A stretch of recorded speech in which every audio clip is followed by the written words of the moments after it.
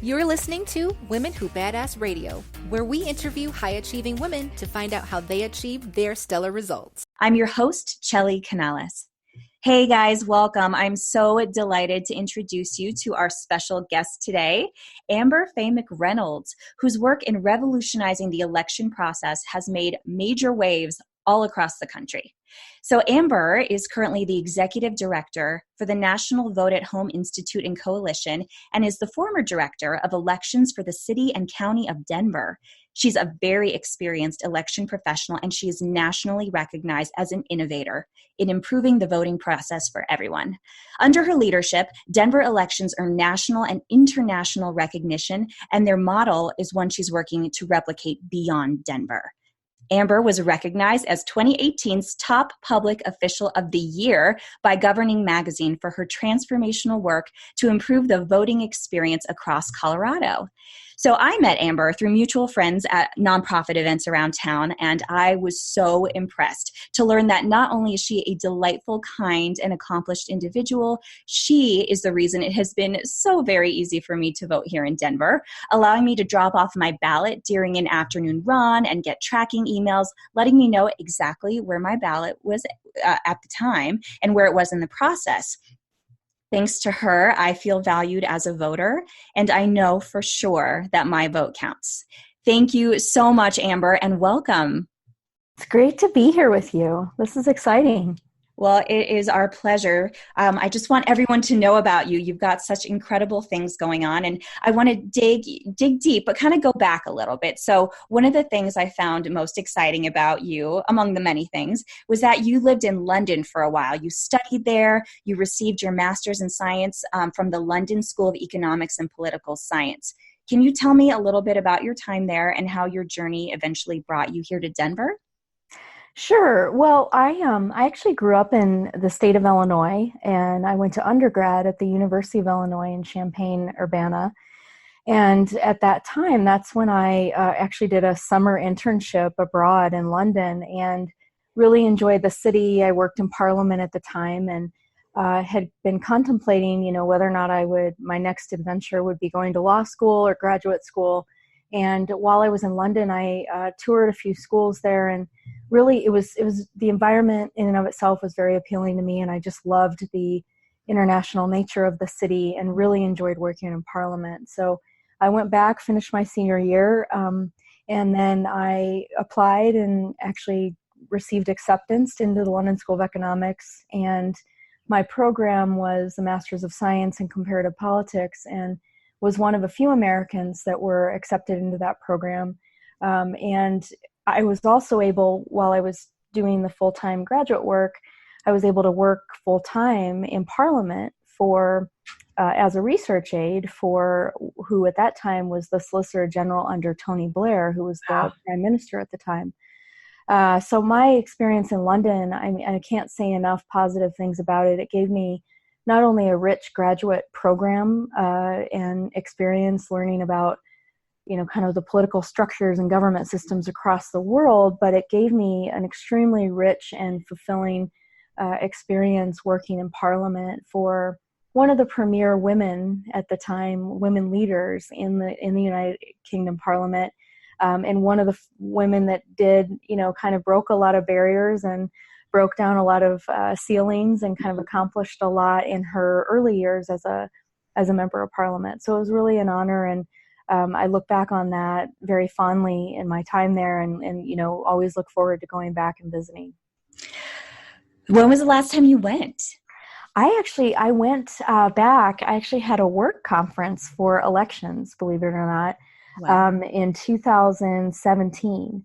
And so so it was actually about 2 years ago now, this month, I was back there for a week, and I think I put about 50,000 steps on my Fitbit app that week. I ran and it was just such a joy to be back there, and I tried to soak up every minute that I had to be back there, because it is one of my truly favorite cities in the world. And I think it's just got an amazing culture and incredible people, and it was really a joy to be back there.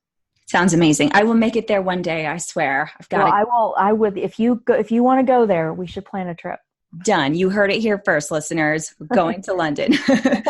So what brought you to Denver from that point? Of course, you know, there was a journey, your path. When you look back, it seems like everything has a common thread, and it just, you don't realize it at the time when you're looking forward. Like when you bounce here, bounce there, bounce here, when you look back, it all just kind of makes sense. So I'm curious what that thread was for you from London to Denver.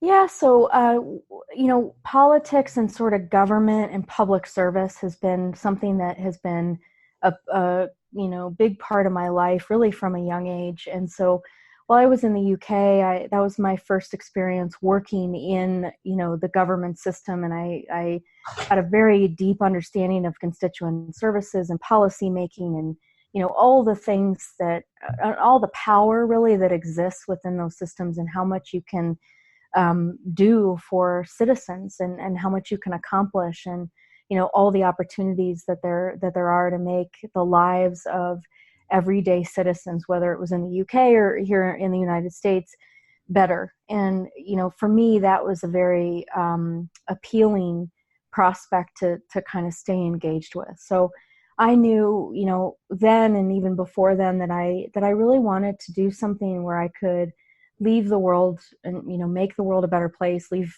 the state or the locality or where I'm living in a better way than the way I found it. And, you know, kind of political systems, government, elections, that all was introduced to me while I was in the UK. And election policy definitely kind of rose to the top in terms of being of great interest to me. So when I finished there, I came back, I finished my dissertation and actually started working in a job in Illinois. And I was hired to be a director of a nonprofit, kind of a coalition of various partner agencies across law enforcement, judicial branch, all these different kind of systems. And the goal of the coalition was to improve the process for domestic violence, elder abuse, child abuse cases to go through the judicial process. So very different from what I'm currently doing today, but the topic was, you know, what I saw was the tremendous impact that, and the amount of work it takes to improve an antiquated system, an antiquated process, and really understand the impact that, you know, when we aren't efficient with how we're dealing with whether it's the court system or it's the election process, we hurt citizens that are involved in that. And so that was kind of my first job, and I did that for 2 years, and it was a very difficult topic, and a very emotional topic. And you know, for me, I'm very passionate, and so I knew that it would be very difficult to kind of maintain positivity in working with such a difficult thing. So then a job was open to be the state coordinator for the New Voters Project, or be one of the state coordinators for the New Voters Project in Iowa during the 2004 presidential election. And so that was my second job, and I took that and I coordinated lots of different activities during that presidential year in it was a nonpartisan organization. But the focus was youth civic engagement on college campuses. And that was really my kind of first job that was directly related to the voting process. But in that, I started flying out to Denver for trainings. They had a lot of their trainings and meetings for that organization in Denver. And I loved the city. When I would come out here, I would, you know, kind of walk around and just really enjoyed the city. And that was back in 2004. So obviously very different than it is today. Right. And I knew that, you know, at the time I was kind of thinking, oh, am I going to go to Chicago with all my, you know, classmates that I went to undergrad with, or am I going to go, you know, somewhere else? And Denver became the spot. So I, you know, about a year later, applied for a job at the elections office, and decided that I wanted to try to, you know, I had done work on the outside of the voting process and really looked at it as an opportunity to try to work within the election administration process and try to make a difference improving that process for voters. Well, we are very lucky to have you. I'm glad you chose us instead of Chicago, even though we may have worse winters now since ours goes all the way until mid to late May. Right.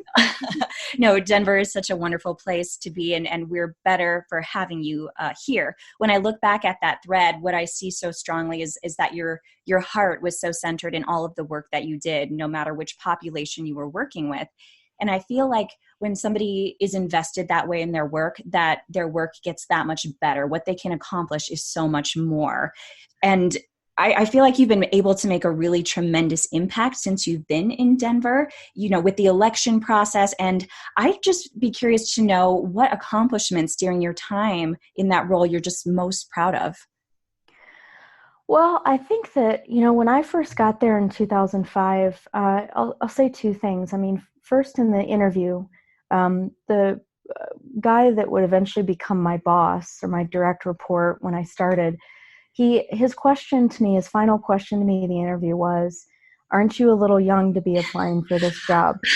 And, I was 26 at the time. I had held a director level job, Right. and then a state coordinator job, and I had my master's, and, so I definitely had some experiences, but that question just by itself, and I thought about it a lot after I left that interview, thinking on the way home, wow, what am I, if I get this job, what kind of environment is this? And what it told me though was really that it was likely that I probably was one of the youngest in the office, and that I was probably going to face an environment that was adverse to change or had done things a certain way for a very long period of time, and saw me as maybe a catalyst for change, but wasn't willing or open to it. And that all those things that I suspected were true when I got there. And so I was an outsider. I didn't fit in at all with the team that was there.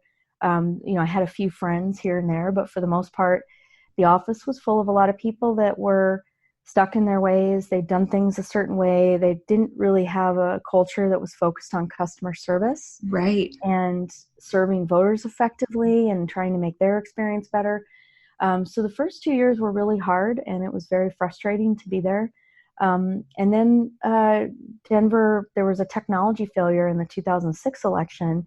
And so a lot of those folks that I just mentioned actually lost their jobs because of technology failures and other things that happened in that election. And my area, my little area, was one of the ones that functioned well. So I stayed, and there were really only a few of us that stayed. And I then, moved to a management role. And in that 2-year period, I will say it was frustrating to be there every day.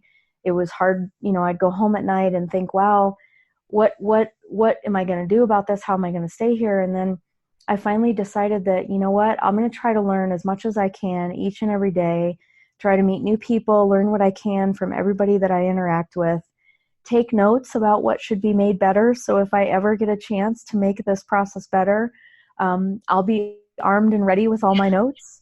So I started a journal and really started just, in my own kind of way, documenting and just thinking about how to make it better for voters. And that came to light, a few years down the road from that. And so that very hard few years of working in an environment where I was an outsider and all of that, I finally had a chance to lead, and I finally got promoted to manager. And then, about a year after that, deputy director. And that's where we really started to change the organization for the better and make it an organization that serves constituents first. Imagine that. Instead of being kind of a bureaucratic government agency like everyone, is frustrated with, we really wanted to make it a culture where our primary focus was improving the voting experience for every voter that lives in Denver. And that's what we set out to do. And so can you tell me about not a few, you actually have quite a few wins that came from this in terms of the number of people who called in for help, or certain numbers in terms of budget. Are there certain things you'd like to highlight that were greatly improved from your work? Yeah. So, we changed the organization starting in 2008.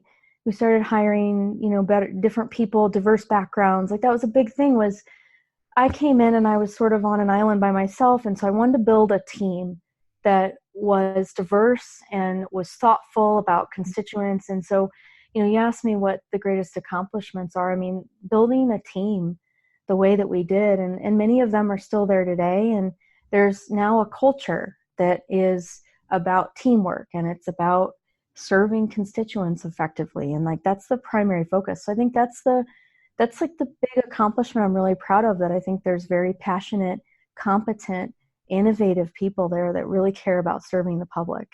And that's important. And then, and I think beyond that, I believe that government can serve citizens more effectively at a reduced cost by getting more efficient, by creating systems that serve voters, that reduce calls, that reduce frustrations, that reduce lines.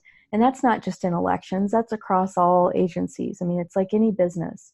If you make the customer's experience streamlined and effective and easy, you're not going to get as many complaints, you're not going to get as many calls, you're not going to have long lines, your business is going to run more smoothly. So it's all those same premises that we adopted as we were changing out, the Denver elections kind of model, as it were before. And it just makes so much sense. You'd think everyone would want to run that way, but there's this process of unraveling a lot of ways that people say this is how we've always done it, and they feel hesitant to get rid of that. So congratulations to you and your team for being able to step in and say, okay, here's what the future looks like. We're going to work together, work really hard, have a great attitude about it, because people have two choices in these situations. They can be defeated and stuck, or they can do what you did and show up every day with a great positive attitude, even though it's challenging, and say, I'm going to use this as information. And with this information, it's going to get better. So that is exceptional. Yeah, absolutely. And the team aspect of it is so important. Like, I never could have done all the things. It's not a one person thing at all. And it's about valuing each team member and what they bring to the table. And I think also being very intentional about building a team that includes diverse perspectives. And, we brought in like some technologists and graphic designers and, folks that had worked in customer service roles, and, really try to just bring in, because I truly believe that most people want to make a difference and want to improve a process or want to serve the public, and they want to be proud of the work they do. And so that's really what, all those pieces fit into the culture that now exists at the Denver Elections Office. That's so fantastic. It's so interesting to hear, though, when you showed up and they said, well, aren't you a little young for this? Now, not only were you a little young for this, according to them, you were probably one of the only females, not necessarily in your office, but in an institution where the decision makers were traditionally male dominated. So I'm just curious what it was like to enter this environment, and what challenges did you face when you were in your role and when you did grow in your role? Yeah, I mean, that's been a cornerstone really of my entire life. I mean, I feel like most of the situations, whether it's work or graduate school or like in Parliament in particular, the male dominance when it comes to policymakers or elected officials or that kind of thing. And I've always been, sort of tied in with that in one way or another. But in particular, when it comes to policymaking and, to get laws changed and to improve the process as we did, a lot of those things required legislative changes. And so those very much are male dominated positions, and they still are today. And, we're going into now the year that basically it's going to be 100 years celebrating the women's right to vote and the passage of the 19th Amendment. It passed the House a few days ago, 100 years ago, and then it was fully ratified in 1920. So next year will be the 100th year anniversary of the ratification of the 19th Amendment and women's right to vote across the country. But you think about that structure, right? So our Constitution, when the United States was born, was written by only men in the room. It was only men at the table, right? And then only 100 years ago did women start actually participating in the voting process. Colorado was the second state to pass women's suffrage.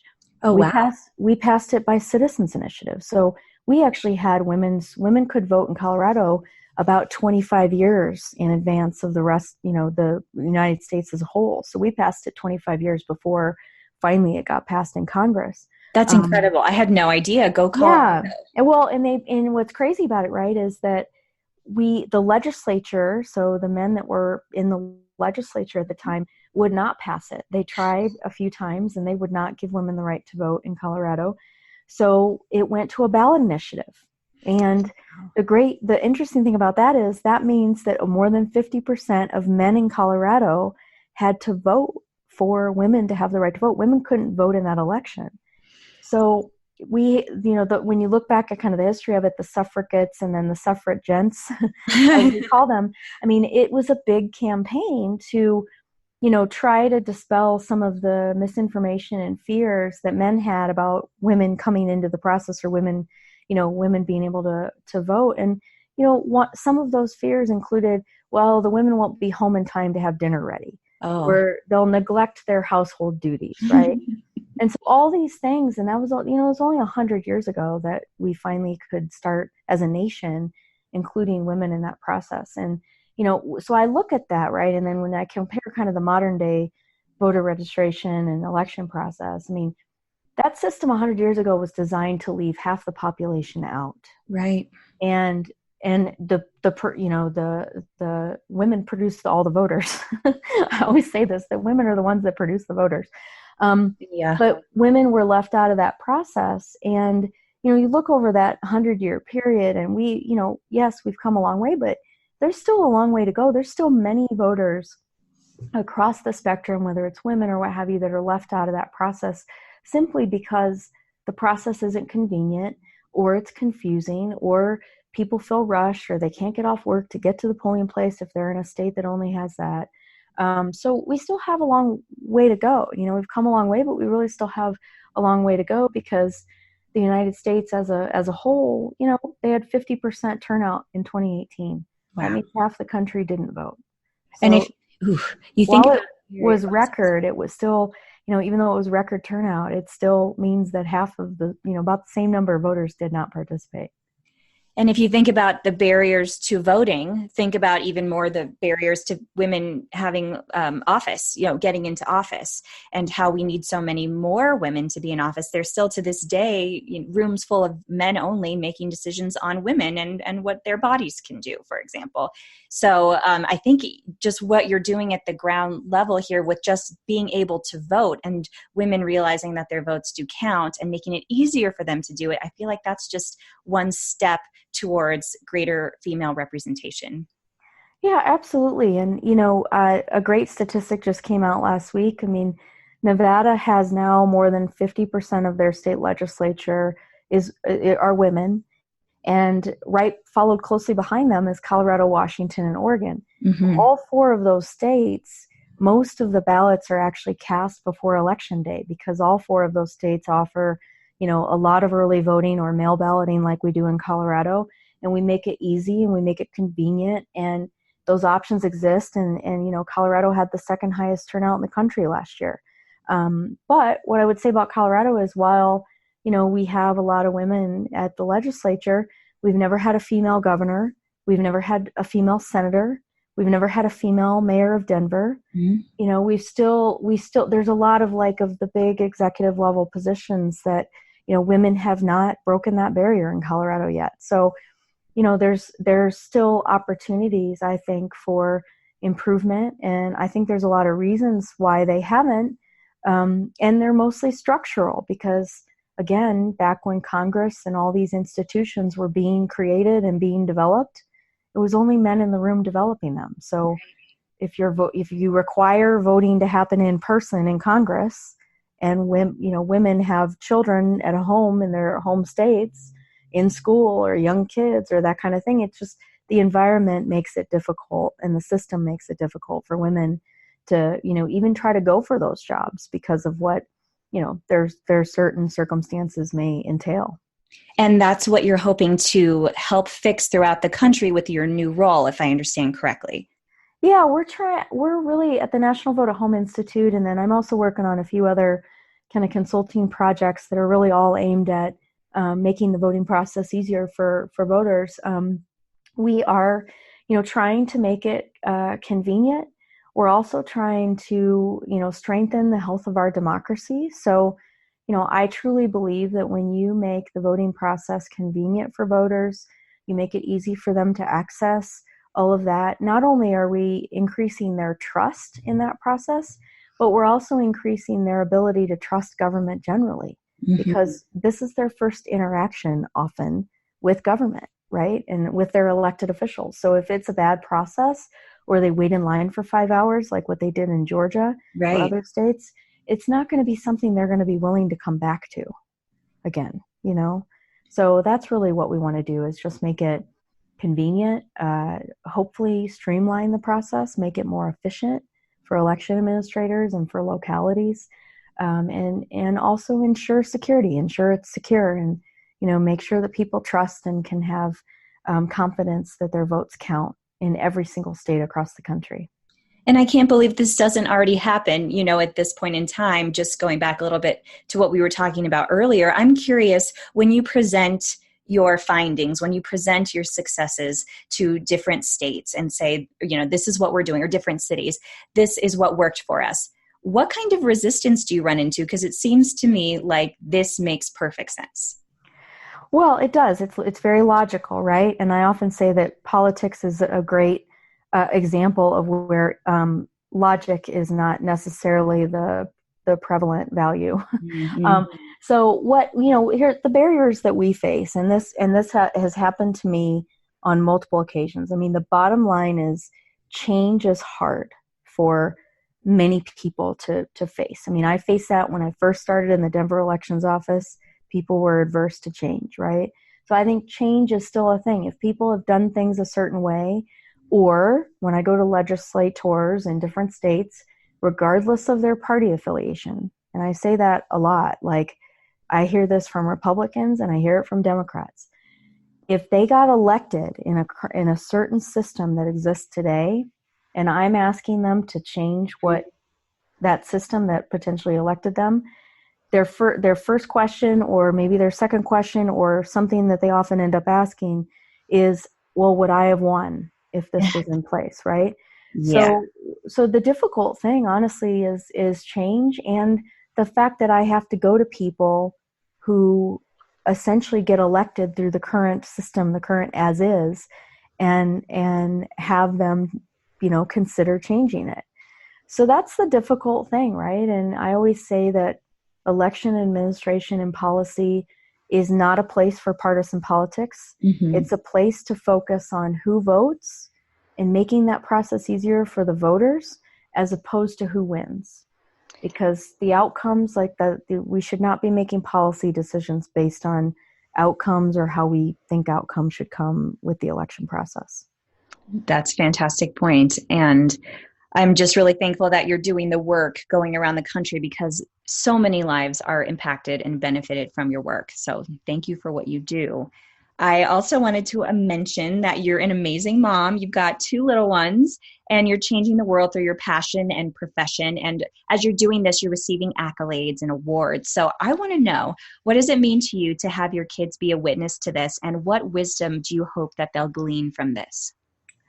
Well, I'm also a single mom. So, you know, the job I had in Denver, I mean, it was a very, very busy time. So I'm constantly on the go, constantly trying to balance out many things, as many, I'm sure, mothers that are, you know, that will listen to this will understand, but it's a constant thing. And, you know, for me, I number one, rely on, you know, a lot of my friends and my family that I just have tremendous respect for, and just value their support and their help. And, you know, that's what has been a blessing to me as I've been raising 2 little ones. And I try to take them, like I've taken Clara on a couple of work trips with me when I've given speeches, and, you know, I've wanted her to see it. I want her to see all of this and experience it. And the same with Kenton.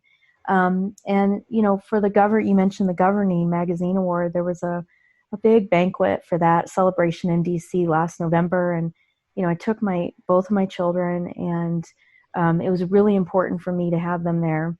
And they just loved it. And they had never been to Washington, DC. We traveled all around, but at the end of the trip, I asked them what their favorite thing was. And they said it was Mommy getting her award. And so when they announced me, I had to give a speech, and Clara, kind of at the last minute, she said, "Can I go up with you?" And I said, "Sure, I would love it if you came up with me." So she came up with me and stood there on stage and smiled and just looked out in the audience. And, she stood next to me and held my hand while I gave the speech for the award. And, I look back on those pictures now and I'm just like, gosh, that's the most amazing part of getting that award, was having her there, to experience it along with me. So I want them to feel this. They're a big part of this. They are inspirational to me. I think every day I, think about how they're going to vote 10 years from now. They encourage me to be better. And I just, they're my two little pillars of strength. So. That's so powerful. And I've seen that picture you're talking about with your daughter. What a gift to have that. She is going to cherish that forever. And you are cultivating these future leaders, making great citizens. So you're doing it all. And I find it so impressive. And not just that, you're raising a family, you have an amazing career, you're consulting, you're working on a book as well. I want to hear about that and what else is coming up next for you. Yeah, I am working on a book, and I'm actually working on a book with one of my dear friends, a woman that I respect beyond belief. I have learned from her. She's made me better. I hope I've made her better. Our sons are the same age. We were pregnant around the same time because they're only a month apart.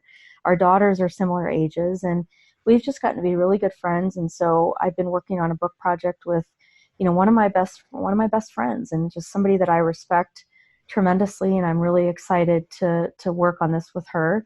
The book is the working title we have is When Women Vote.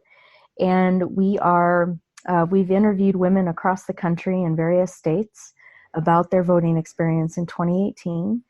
And we've interviewed women from all different backgrounds, all different ages. And what we've tried to do is present their stories, their personal stories, how, the voting process impacted them in their, whether it was professional life or how it kind of, how they went about it as they prepared to vote last year. And so we're telling the stories of women that have voted kind of in the modern day, with a nod back to the suffrage movement, more than 100 years ago, and the passage of the 19th Amendment and the anniversary of that coming up. So we're really trying to tell the stories of these women that have, voted. We've also interviewed a couple of women that are women leaders. So they're elected election officials, secretaries of state in a couple states. And we're sharing their stories about their accomplishments and what they've been able to do in their roles and why this matters to them, really with a goal of presenting, when women vote, here's the things that happen, and here's why it matters, and here's, all these other considerations, and here's how policy priorities change it, and all of that. So that's what we're doing. We don't want it to be a super long book, but we want it to be a book that is consumable and that hopefully will, share what we believe is a very important topic right now, and just making the voting process better and easier for all voters, regardless of obviously their gender or anything else. But we've chosen to tell the stories through the eyes of women, and that kind of is a nod towards our personal experience, obviously. But I think it's exciting, and it's coming soon to a bookshelf near you. Coming soon to my bookshelf for sure, because I will definitely be picking up a copy. Well, as you know, this podcast is called Women Who Badass. So I'm curious, what is your definition of a woman who badasses? Yeah, so I think that, women have so much power to leave the world better than they found it in so many different ways. And, I look back, even my grandmothers, my great aunt, the influence that they had on me, my mom, my own mom, now my daughter, my sister, and then just so many of the amazing friends that I've known over the years, whether it was my, college friends or my graduate school friends. Just so many women have impacted me in a positive way. And I think that women who badass build other women up, support other women, teach their daughters what it means to be kind and be courageous and be compassionate and passionate about what they want to do and have the strength and courage and resilience to, accomplish their goals and accomplish their dreams. And then I think it's also, with our sons and kind of the next generation of boys that are being brought up. I mean, a quote that I just love, and I actually posted it yesterday because I spent the day yesterday with my son because my daughter's been on a trip. The quote is, "To be a mother of a son is one of the most important things you can do to change the world. Raise them to respect women, raise them to stand up for others, and raise them to be kind." And that quote is from Shannon Alder. And I just think it's so relevant for today. And, it's certainly how I'm trying to raise my son and both my children. I mean, our motto is have courage and be kind. And I think those two things, like if we all focus a little bit more on those two things on a daily basis, we can really change the world. And, for me, that's my definition of being a badass.